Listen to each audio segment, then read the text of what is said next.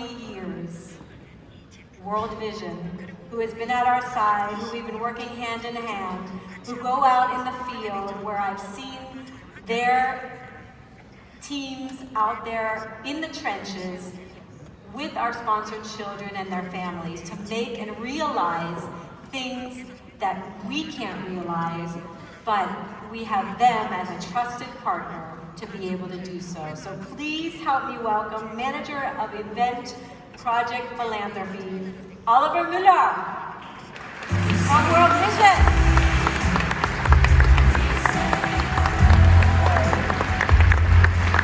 Hi. Yeah, great to have you here. Thanks.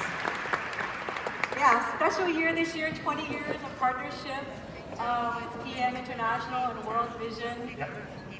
We're so proud to be the largest corporate sponsor with you and to be able to make that kind of donation.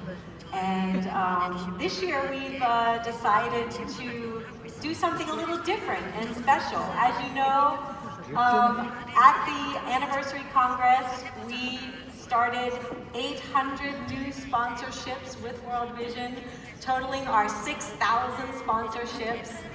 And then we started to think, what could we make even more special on our 30th year anniversary, closing the year out, to even go in more depth in some of our area projects. So we have a little surprise. Today, we wanted to announce and give a little insight on 3 special projects that we're donating to within our area projects to even take the extra step of support for our sponsored children in those areas. So Oliver, I'm going to hand over the mic to you to give us a little insight on our 3 projects that we've specially chosen for the next year to really make that help even more. Thanks so much, Vicky. I'm more than happy to present you 3 special projects where PM will going to support. And we start with Cambodia. Cambodia is in one of the lowest, or has one of the lowest literacy rates in the Asian country. And I remember one quote from Rolf last week on social media where it says, everything you need, you have, and everything you don't have, you can learn. So it's, in our context, it's about education, right? So we like to develop people and to help them to improve their God-given talent. So, and that we will do this in Asia. And as I mentioned, there are many dropouts who do not finish secondary school, and there are only a few who go further education after graduation from school. And this means we have a very large number of young people working in the low-wage sector, and this is often unable to make a living on this income. So the main reason for this is a lack of skills and qualification. So how is PM going to support these people? So we will select and support at least 95 vulnerable children, actually not children, but young people between the age of 15 and 24 in the slum area of Phnom Penh, the main capital. We will support them with vocational training, on-the-job training, and relevant life skills to achieve skilled labor employment.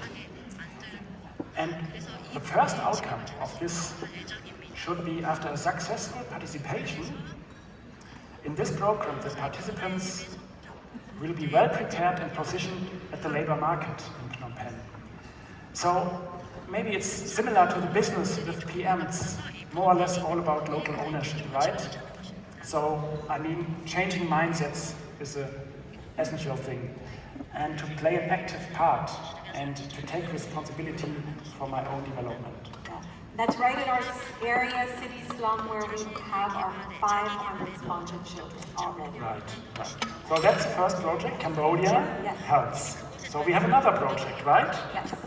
So we continue and travel from Asia to Latin America, Bolivia.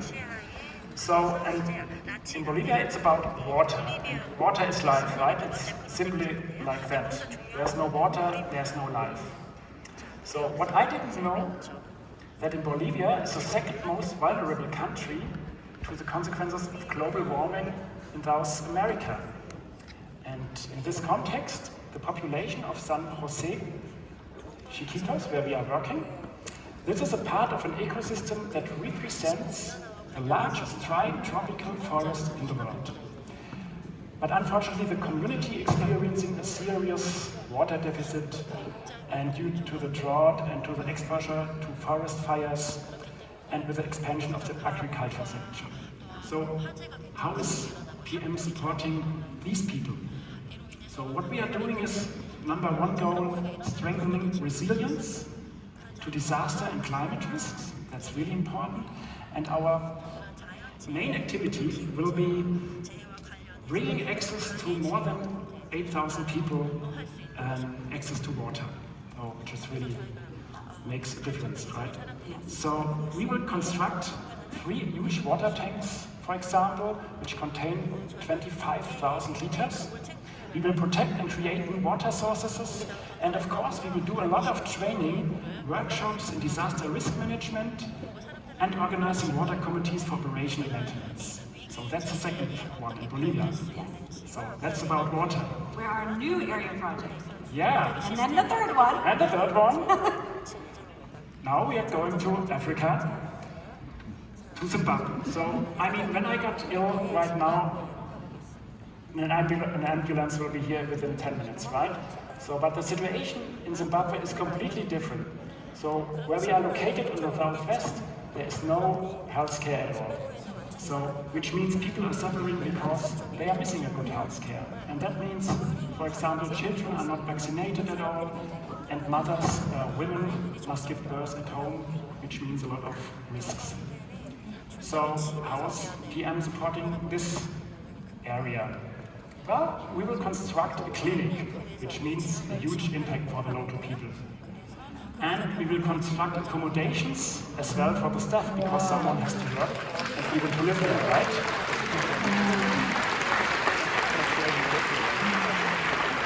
So, at the end, more than 2,600 people, especially women and children, will benefit from this important access to healthcare facilities. And I'm sure, quite sure, that you will not improve only the lives, you will definitely save lives in that region. Absolutely. And it was exciting because I was in the area, I met the women empowerment group that is already working, and we're striving to be able to build this health clinic, and just didn't have the means, so that